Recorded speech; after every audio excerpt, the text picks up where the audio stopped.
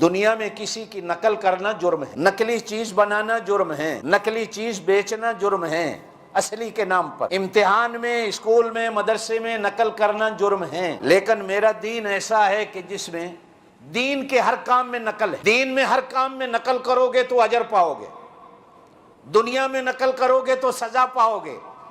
دین کے کاموں میں نبی کی نقل کرتے چلے جاؤ گے، کامیاب ہوتے چلے۔ اسکول میں ہم امتحان دے رہے ہوں نا، تو ایک دوسرے کی ٹیبل کی طرف بھی ایسے دیکھنا بھی جرم ہوتا ہے۔ اب تو کام ہی نقل پہ چلتا ہے سارا، لیکن اللہ کی قسم ہے ہمارا دین ایسا ہے کہ نماز میں ایسے نبی کی طرف دیکھو گے تو نماز نماز بنے گی۔ نبی کیا کرتے، حج میں بھی جا کر کن آنکھوں کے ساتھ دیکھنا ہے نبی کیا کرتے، بس جیسے وہ کرتے رہے ایسے کرتے رہے۔ اب نبی کریم علیہ السلام تو ہمیں بتانے آئیں گے نہیں کہ ہم ان کو دیکھیں کیسے حج کرتے رہے۔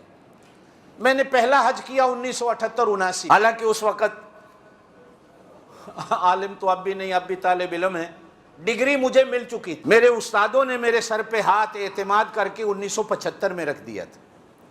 1975 میں مجھے ڈگری ملی۔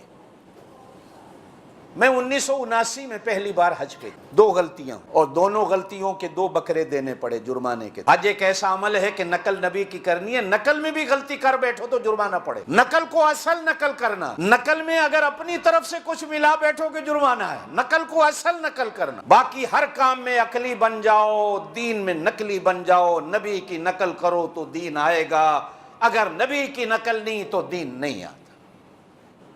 یہاں اپنی مرضی نہیں چلتی، یہاں نقل چلتی۔ اس زمانے میں ٹیلی فون نہیں تھے، میں نے اپنے ابا جی کو خط لکھا کہ میرے اوپر 2 جرمانے پڑے۔ میرے ابا جی مرحوم نے جواب میں خط لکھا، آتے آتے بھی مہینہ گزر گیا۔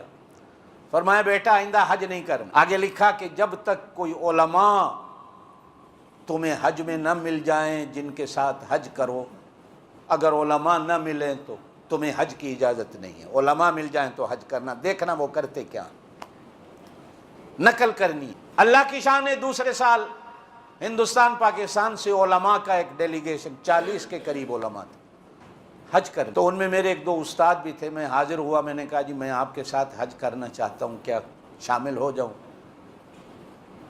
تو انہوں نے اپنے امیر صاحب سے پوچھا، انہوں نے کہا شامل ہو جاؤ، لیکن میں پریشان ہو گیا، بھی شرط کیا ہے؟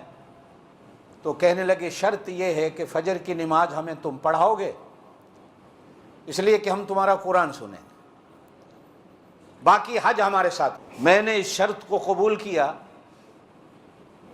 اب میں نے ان کے ساتھ حج کیا، ان کو دیکھتے دیکھتے کہ حج ہوتا کیا ہے۔ بحمداللہ اس کے بعد اللہ پاک نے ایسا ہاتھ پکڑا، ایسا ہاتھ پکڑا کہ پھر مجھے، طالب علم اب بھی ہوں لیکن اتنا ضرور ہے کہ کبھی اتنی بڑی غلطی نہیں ہوئی کہ مجھے بکرا دینا پڑے، جرمانہ دینا پڑے۔ چھوٹی موٹی کوتاہیاں ہو جاتی ہوں گی، اللہ معاف فرمائے، وہ ہر بندے سے ہو جاتی ہیں، لیکن ایسی اتنی بڑی نہیں کہ جرمانہ دینا